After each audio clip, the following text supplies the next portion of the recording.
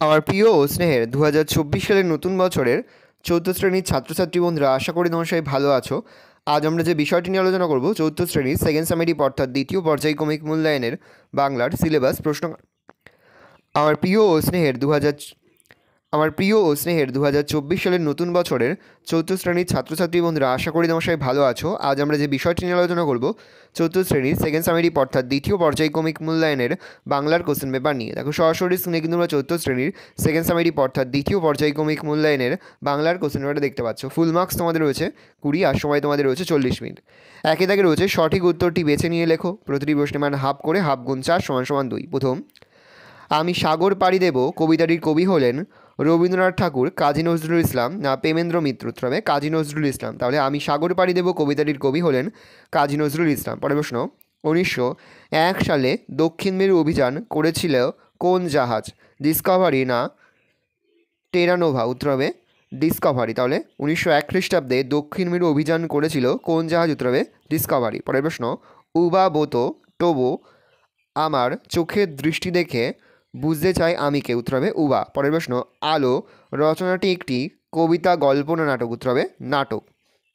পরে হচ্ছে 2-এর দাগে যে কোনো 6টি প্রশ্নের উত্তর দাও। প্রতিটি প্রশ্নের মান 1 করে 1 × 6 = 6। প্রথম, বালির দেশ কথাটির অর্থ কী? উত্তর হবে গাছপালাহীন শুষ্ক দেশ অর্থাৎ মরুভূমি।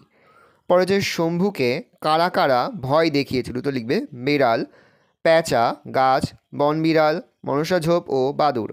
পড়েছে ময়ূরপঙ্খী বাজরা কিসের মতো দুলে চলে? উত্তর হবে ঢেউয়ের দোলায় মরাল অর্থাৎ রাজহাঁসের মতো দুলে দুলে চলে। পরের প্রশ্ন, জলের দেবতা বলে কাকে অ্যামাজনের বাসিন্দারা মনে করতেন? উত্তর হবে বোতোকে। পরের প্রশ্ন, কবি কাজী নজরুল ইসলাম বাংলা কাব্যজগতে কি অভিধায় অভিহিত? উত্তর হবে বিদ্রোহী কবি। পরের প্রশ্ন, হোসেন মামা কি উপহার এনেছিলেন? এক কাঁধি পাকা কলা ও 2টো কাঁঠাল এনেছিলেন। তাহলে হোসেন মামা কী কী উপহার এনেছিলেন? 1 কাঁধি পাকা কলা ও 2টি কাঁঠাল এনেছিলেন। প্রশ্ন, প্রত্যেক তাঁবুর ওপর কি গুজে রাখা হতো? তো লেখে পতাকা গুজে রাখা হতো। 3 দাগে রয়েছে শব্দার্থ লেখো যে কোনো দুটি। প্রতিটি প্রশ্নের মান 1 করে 1 × 2 = 2। মরাল হবে রাজহাঁস, আস্তানা হবে বাসস্থান আর শিথিল হবে আলগা। বলেছে বাক্য রচনা করো। প্রশ্নের মান 1, যে কোনো একটি করতে হবে। গৌরব, রবীন্দ্রনাথ ঠাকুর আমাদের দেশের গৌরব। জেগে জেগে, রাম জেগে জেগে স্বপ্ন দেখে। বিপরীতার্থক শব্দ।